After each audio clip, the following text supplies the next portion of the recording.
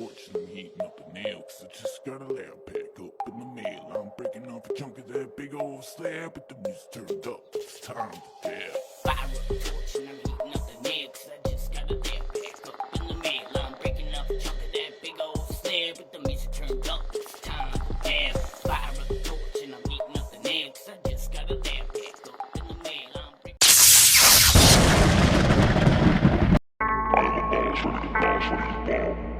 Please, sir, I want some more.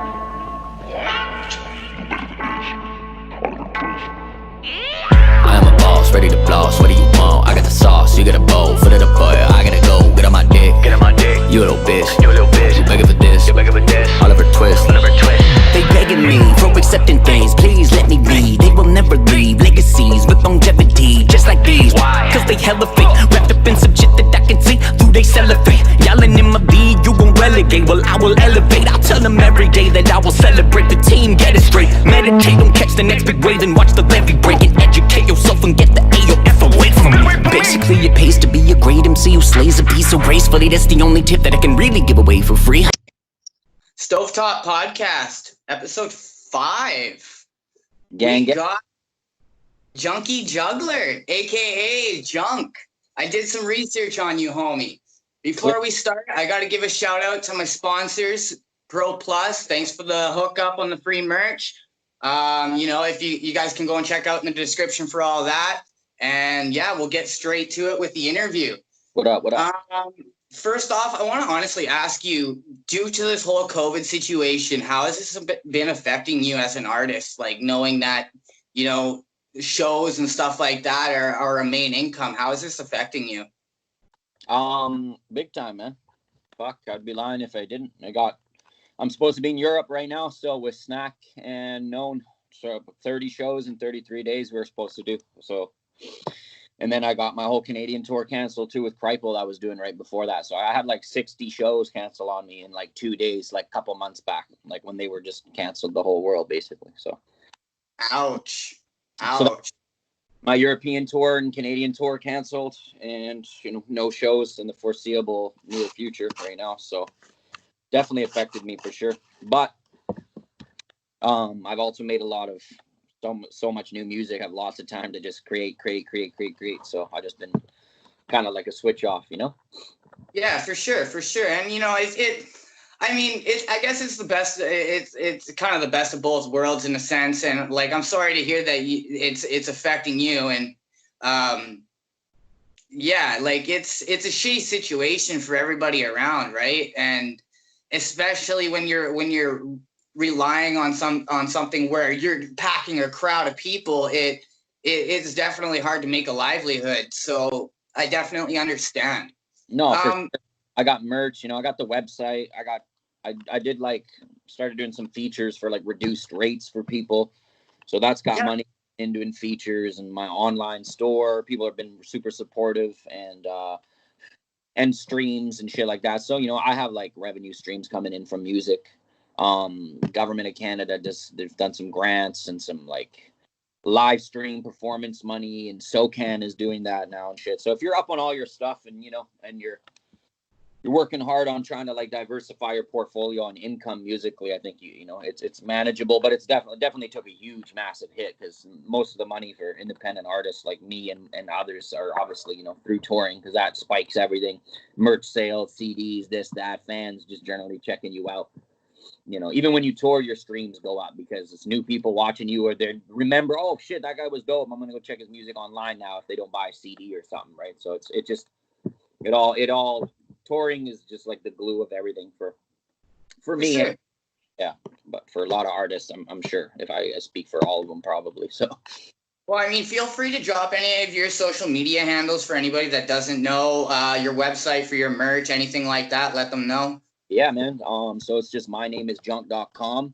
It's my website. Everything is there. All my social media handles are there, but that's your best bet. Just one-stop shop. You get clothes. I just put up a new order today of a bunch of restocked snapbacks.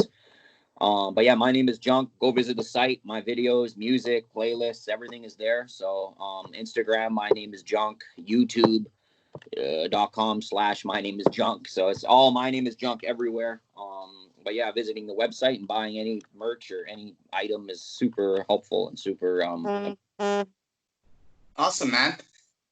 Do you have access? Yeah, you got access to your Spotify's and everything all right through your website then too, right? So it's a one-stop shop. Yeah, so it's like if you just want to go to mynameisjunk.com, all the other information is there. Everything that you need. You can just go and subscribe to all my, or follow me or whatever on all the different socials, whatever, which one you prefer. There you go, man. There's what it is. Thank you. So I want to ask, to start off the whole interview, the story behind your stage name for the people that don't know. Yeah. Where did this whole Junkie Juggler, or also known as Junk, where did the Junk brand come from? Well, I kind of like got given the name. I was like, as a kid, I was living in the Kootenays. And I was just like I'm still like a fiend of everything that I do. Long story short, basically I was just like an addict at everything I did, from playing sports to listening to music to freestyling and trying to like perfect the craft. And way early on in my life, when I was like 12, I was already rhyming and just trying to like perfect the shit. So everything I did, I was hooked on it, partying, drinking, and doing drugs like a stupid fucking young teen is, you know what I mean? I was so into all that shit. And I just kind of just acquired the name. I was like a junkie at everything that I did. They call me Junk. They call me Junk. You're such a junkie at everything. And I was kind of just like, Junkie Juggler just became like an addict of all things being. And I was just juggling all these categories, and everything I did, it was just a constant juggle of being a fiend of everything. So that was kind of the name, was Junkie Juggler. It was a dope alliteration. I used to tag that name too, doing like graffiti a bit back in the day. Horribly, not a good graffiti artist at all. But I was trying to dabble in the hip hop and shit. So, but yeah, and then everyone just called me Junk for short. So that was like the birthplace of that name. But then it also took on like its own life form, because a lot of my life has been just plagued by just like a heroin abuse. Not for me, but just through familial shit. And so I took something negative from my like family tree and turned it into something positive, and just still trying to take it to newer heights, and just something that like was destructive, I took it and used it, made it my own, and using it to move push myself and channel that energy to keep moving forward in a positive manner. So there's kind of like two descriptions, I don't know, but that's kind of what it is. So here I am. See, on that topic, I actually have a question for you, and I believe this is a quote of yours. I kind of dug it up. Yeah. You find true humor and beauty in darkness and pain. Can you please explain what you mean by that? Yeah, it's like I think comedians do that very well.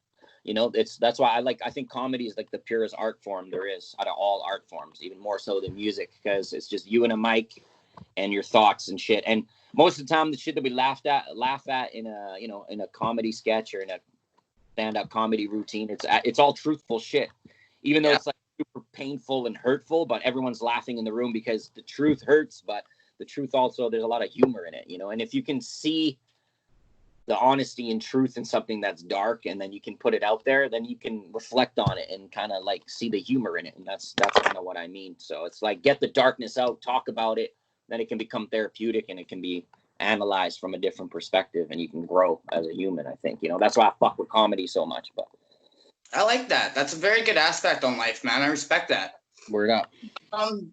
If you could work with any artist, who would it be? Hip hop, or just like any artist? Period? Anybody, man. Anybody. If you could work with anybody musically, I don't care if it's a graphic designer. If you could work with somebody, who would it be? Fuck. Wow. That's big, man. That's like, I don't even know how to answer that question. That's crazy. Any artist, then. Sorry, I'm taking forever to think of this, but it's just very hard. It's okay. It's okay. Very hard. I mean,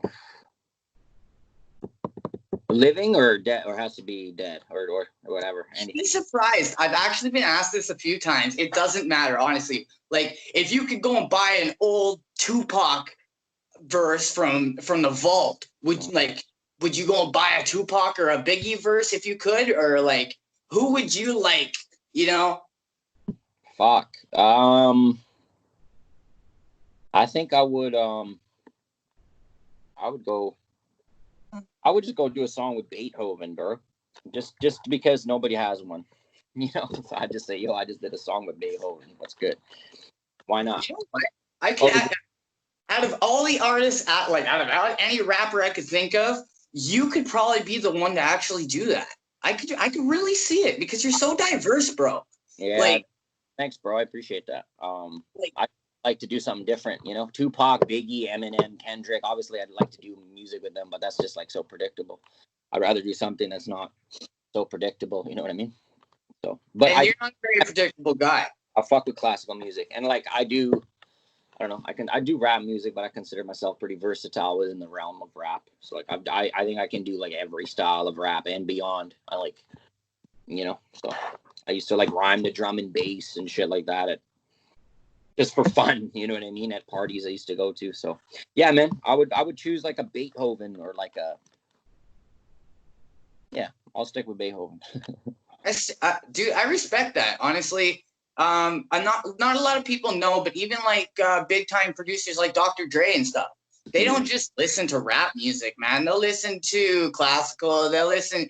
How do you think you find those like sick records when you're a producer?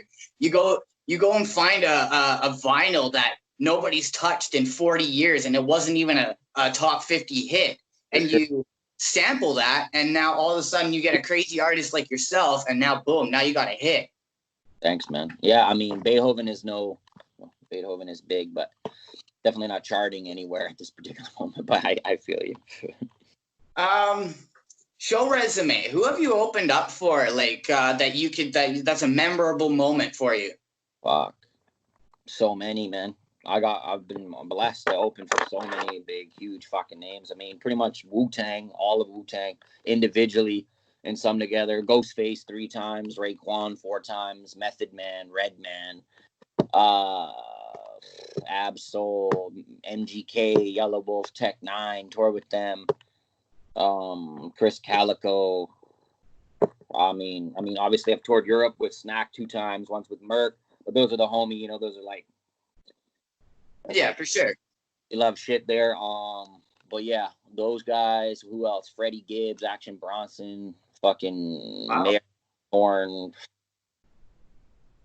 Man, Sean Price, R.I.P. Core Mega, Cameron, AZ, Mobb Deep, fucking. Holy shit. Dude, that's a fucking that's a resume alone. Like fucking Cameron alone, dude. Man, I'd be fanboying like straight goods. I'd be like, holy fuck.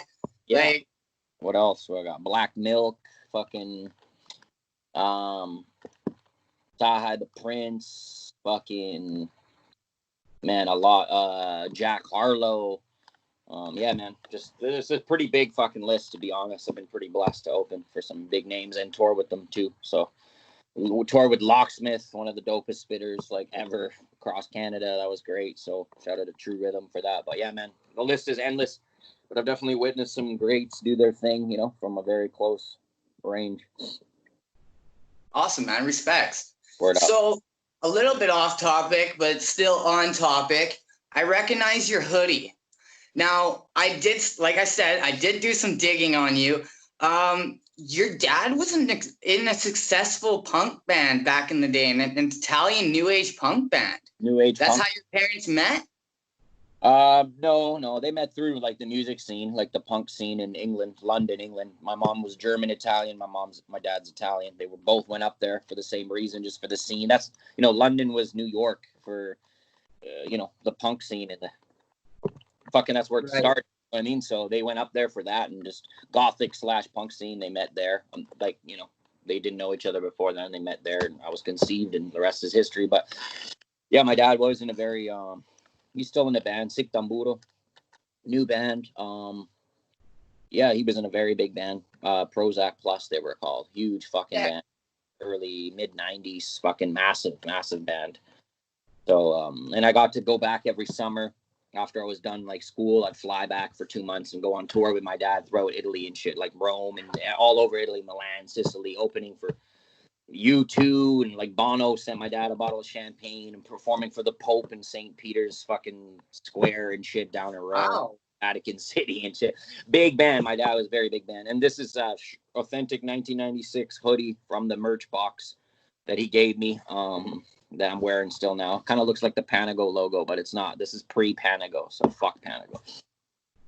And you know, I seen the earlier social media post that you did today on your personal page, giving a shout out to a personal friend. Yeah. And I seen another shirt, and that's actually what made me dig up wanting to actually bring that up, because I figured that's not something that, you know, like you're wearing it, but not something that somebody would actually know about yourself. So I definitely wanted to get a little bit personal. Yeah. I even noticed that you were actually born in Germany. I am. Yeah, I was born just outside of Frankfurt, Germany. That's right. Yeah, I was. Mm-hmm. Just like honestly, in my own curiosity, like, do you remember anything from living there? Oh yeah, no, I remember lots, man. My memory's crazy vivid. I mean, born in Germany, born in Frankfurt. Then like 4 or 5 months after, I went to Italy because that's where my dad lived. My dad was like 17. My mom was like 18 when they had me. So then they moved in with my mom, with my father's mom, my Nona, who's still alive right now, still living in Italy, kicking it. They moved in. My dad, yeah, we all lived together in a small little fucking shitty, runny down apartment, and that was it. My dad was a drummer and artist, musician guy. My mom was just staying at home taking care of me. My grandma was cutting hair in the house, like had a hair salon in the living room and shit, and that was it.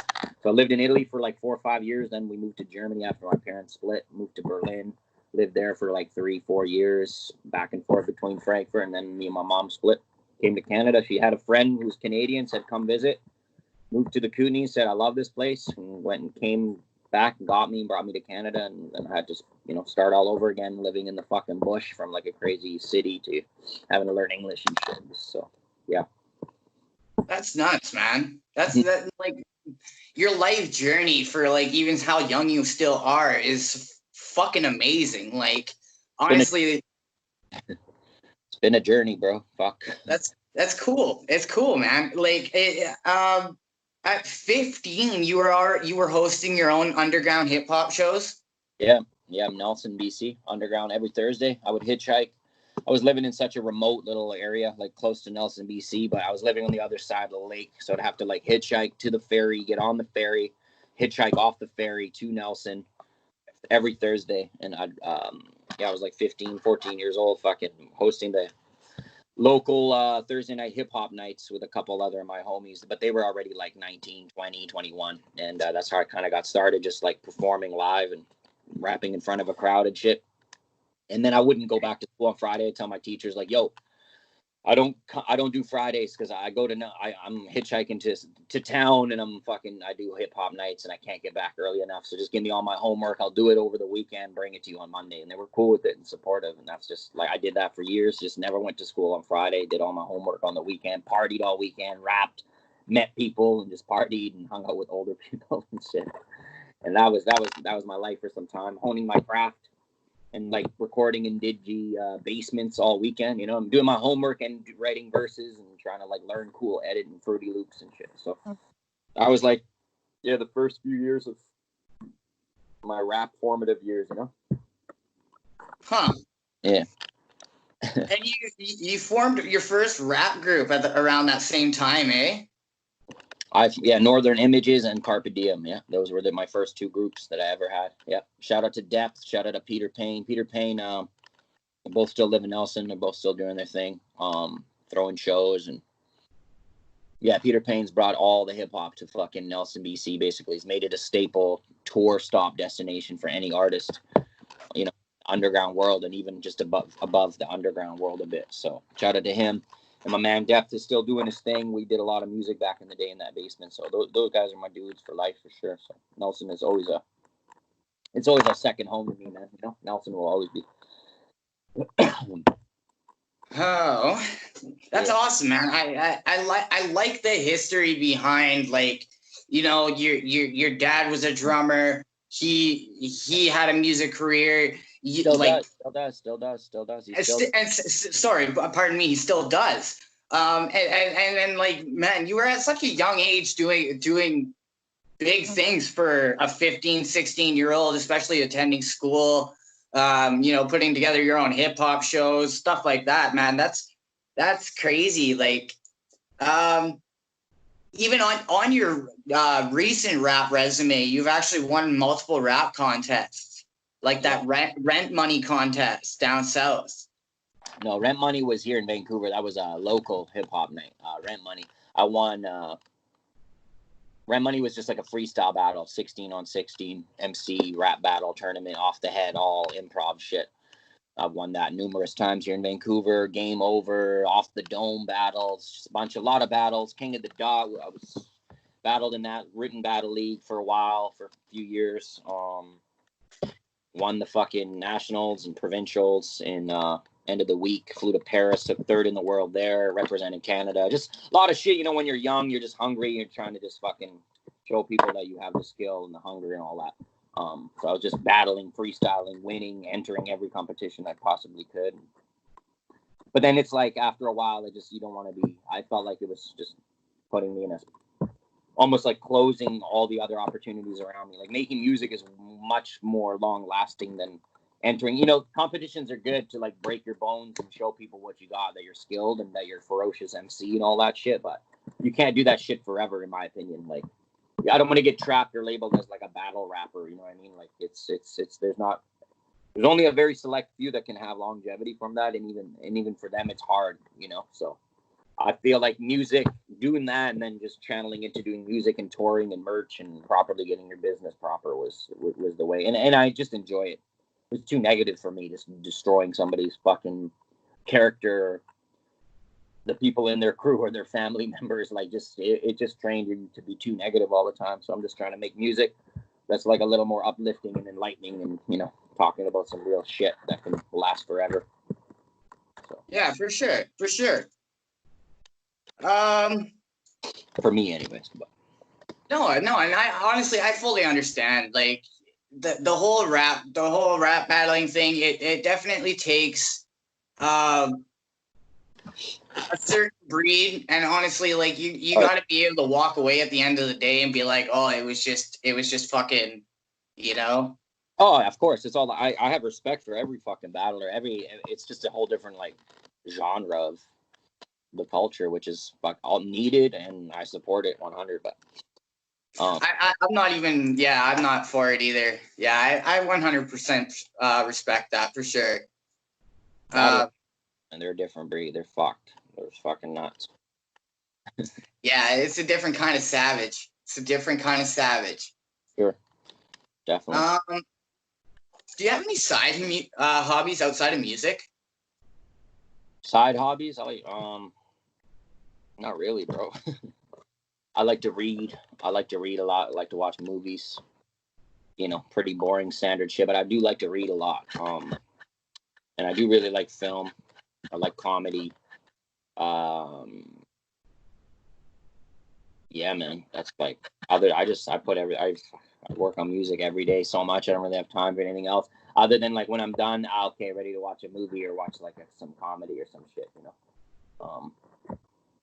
But I love to read. I love to travel. I love fucking eating. I mean, it's all pretty standard, normal shit. But reading is I love reading a lot. Read a lot of books. You seem like a very intelligent guy. I have been a little bit of a fan of some of your music prior, but your vocabulary is very vast. And like going back to me saying how diverse you were, like my personal favorite song is "Selling Dope."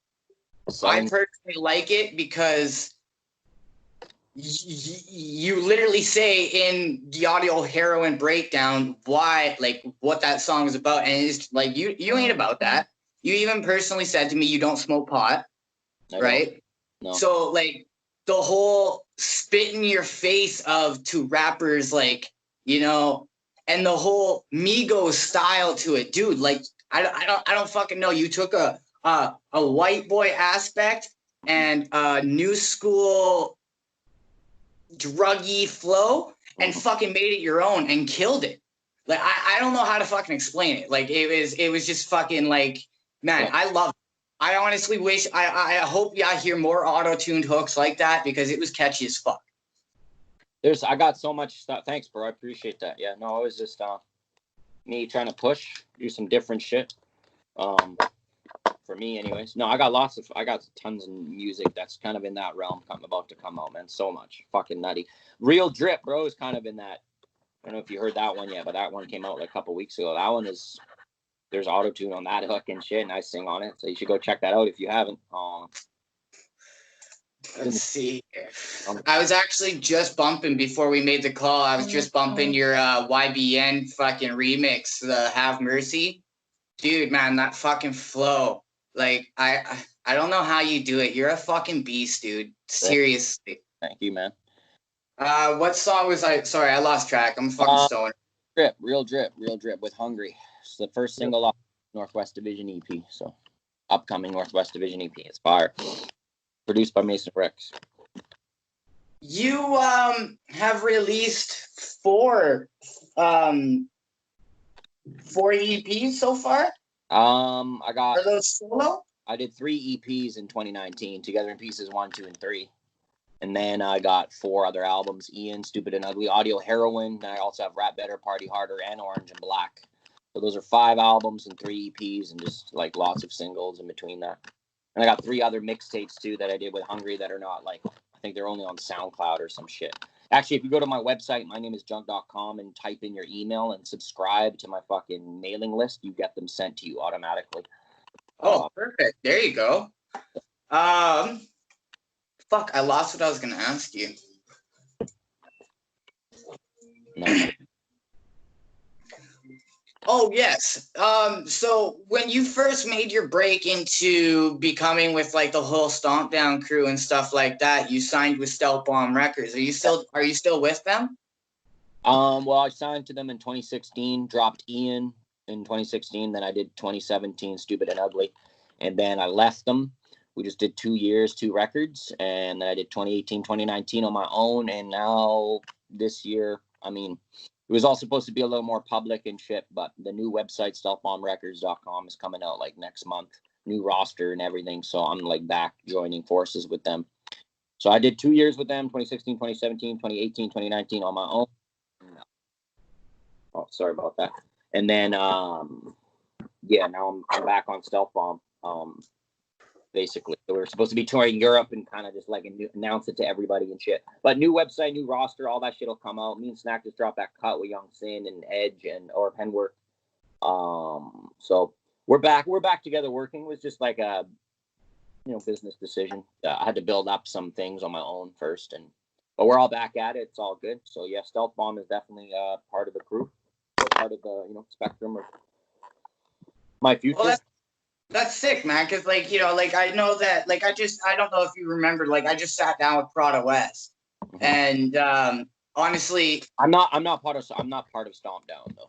Actually, well, and I'm not really I'm not really going to cover too much about it, but he also said that he's not part of Stomp Down as well either.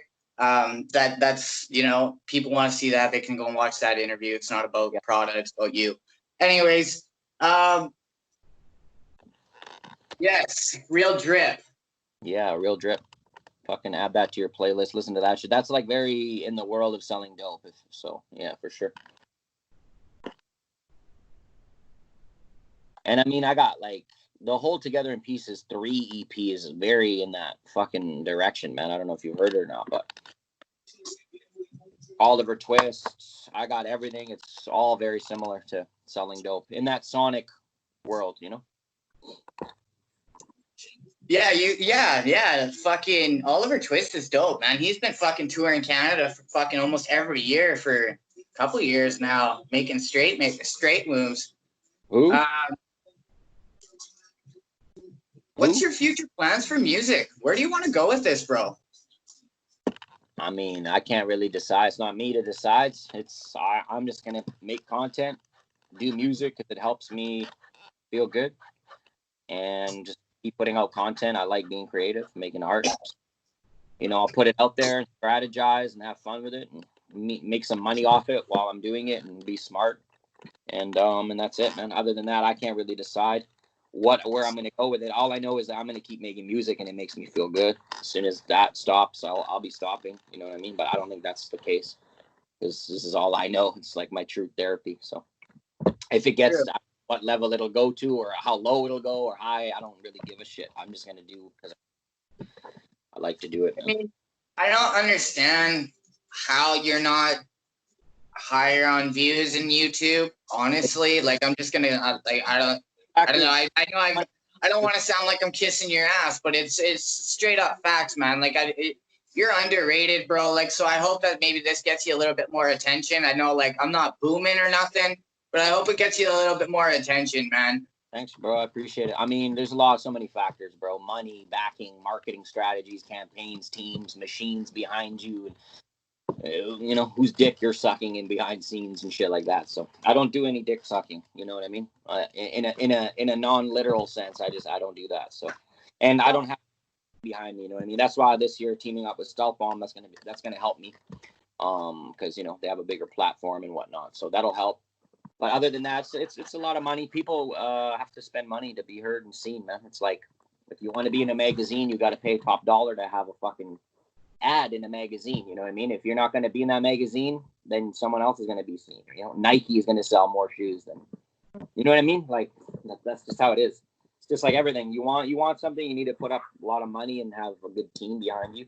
And I do have a good team, but it's like sometimes it's a bit timing and who you know, and you know, some people do things really for attention, and it's like I'm not going to stoop to certain levels to do shit just to have a couple extra views or likes, which is probably wrong of me, because you know people can clout chase or whatever, and then they make a career off that. They do a couple maybe things that are a little clout chasey, and then they drop 4 or 5 songs or a whole album that's fucking awesome and great, and they got the fan base and people paying attention to them. But I just like, I've never been, it's probably a weakness of mine, but I won't do gimmicky shit to fucking gain notoriety or attention. I just let the work speak for itself, keep it real, treat people with respect, and that's it, man. That's all I know. Yeah, you know? Straight up. You're sticking to the roots of hip hop, man. You're sticking to the roots. I like it. Word up. How long you been doing music for? I know, like you say, like your website does say that at 15 you were hosting shows, but you know, realistically, I kind of feel from gathering from what our interviews so far that you've been basically feeling music since you came out the womb, type thing. Much, bro. Pretty much forever, man. It's not like, music's been around since I was born, bro. Dad's a drummer, concerts, this, that, left, right, and center, on tour with other bands, with my dad's band, watching shit, absorbing. Forever, bro. There's no answer. It's fucking just for eternity. Yeah. I guess, like, fuck, man. I don't know. Like, No, I could just imagine some of the memories that you have. Like, fuck, I guess we could probably talk forever about those. I mean, a lot of them, the music, you know, so just listen to the music if you got questions. A lot of everything is buried in lyrics. Most of it, you know, the best way to get to know me is really listen to the music. From the first album to the very last song that I drop, it's all in there. I found your first uploaded song on YouTube, anyway, on your channel, Dear Brother, I think it was. Yeah. Dude, that shit was deep, man. Would you mind breaking down a little bit what that story was about? It was just about my brother being born and being there for him since day one. I saw my mom give birth to him in the living room of our fucking house. Wow. I witnessed it. And then, I wrote a song about it a few years later, just my love for my brother. That's it, on a 50-cent beat. I did a mixtape called Too Broke to Buy Beats. It's somewhere in the abyss of the internet. I don't know where. But yeah, there's like 15 songs on it or something. And they're all like just remixes, mixtape vibes. Because I was literally too broke to buy any beats. So I just jacked a bunch of beats off the internet like fucking 12 years ago. Made a whole fucking mixtape, put it out. That was one of the joints, uploaded to the YouTube. And that's that, man. Making music for cheap. Yes. Money for production or anything. So recording in closets and shit. Hey, man. I've kind of upgraded a little bit, but I've been there. I know what it's like. I've recorded with microphones that have been taped together and shit, and whatever works, right? Rites of passage. What was your best show experience? I got so many, bro, to be honest, but I think Czech Republic and Prague was probably still the best with Snack. Fucking nuts, crazy. Czech people are wild, bro. Yeah, just touring Europe in general. I mean, playing in Milan in front of like my Italian crowd, my dad in the crowd and shit. Seeing me for the first time play, that was fucking crazy. And that's awesome. Yeah, it's been some good moments for sure, man. Fuck, all over the place. To be honest, I played a lot of shows everywhere. So, do you have the worst show experience at all? No, probably for sure. I got probably more worse show experiences than good ones.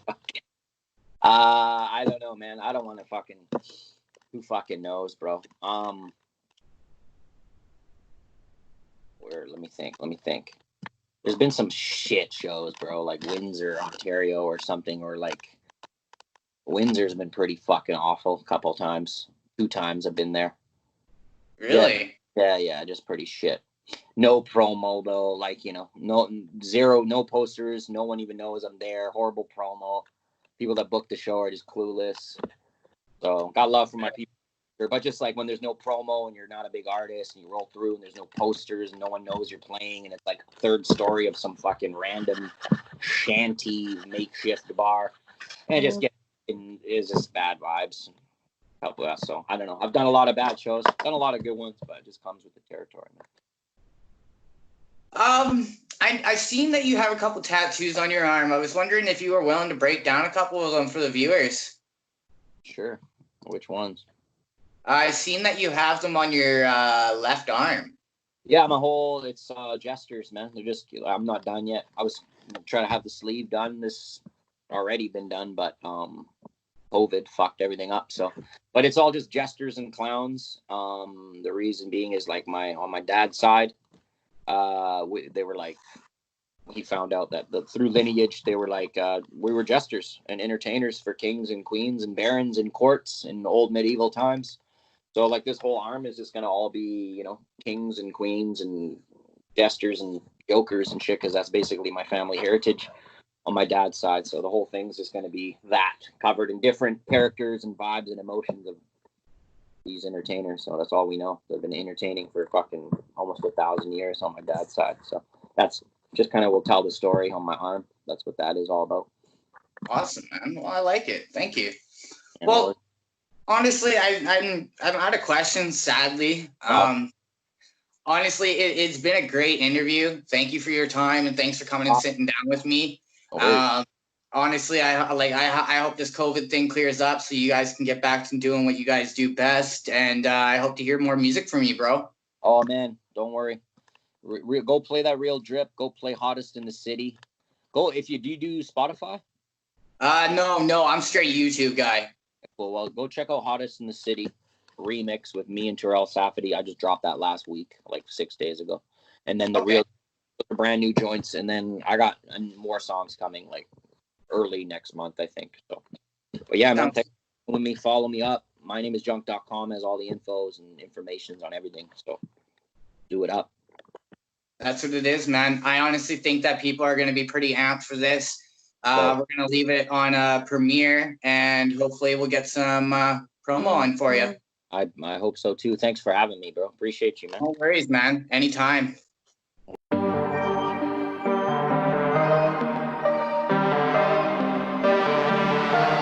Every story is two sides.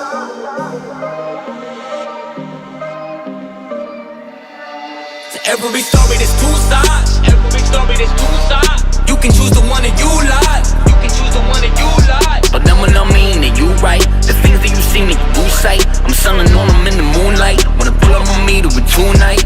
Every story is two sides. Every story is two sides. You can choose the one that you like. You can choose the one that you like. But then when I mean that you right, the things that you see me you sight. I'm selling on them in the moonlight. Wanna pull up on me to a tonight. There's two sides two versions. Lies told and the truth surface. On the high road and the coupe swerving. That's what I'm on, I don't do chirping. So I'm too nervous for the truth. So you manipulating how I'm viewed. I'm just a little famous, don't be rude. Please quit downplaying on my moves. I brought Vancouver to Florida, sunning on them from this human euphoria. Y'all are students, bitch, I'm doing tutorials. Fuck the rumors, what I do is historical. Landed in Orlando studio with a legend news. Got me cooking, view it as a blessing. Couple friends cut them, assuming they were jealous. I just want some ends to go to my check-ins. I don't need a flag, stupid and depressing. All I do is use the beauty of expression, making new connections daily. While you talk about me, it is crazy. Here they got choppers on them just for safety. You keep on talking about me, can't replace me. You can't replace me. Fuck what they saying about me. I come from the bay, you don't doubt me. Got something to say, then gon' find me. I'm fucking insane and I'm rowdy. I'm coming from struggle and pain in the body. Anybody stepping, I'm in the bottoms, lost in this depression. But that was just all part of my progression. When I see a cop car, I ain't stressing. I live like a rock star. I ain't sweating, so go ahead, talk more. I'ma dead it. Every story there's two sides. Every story there's two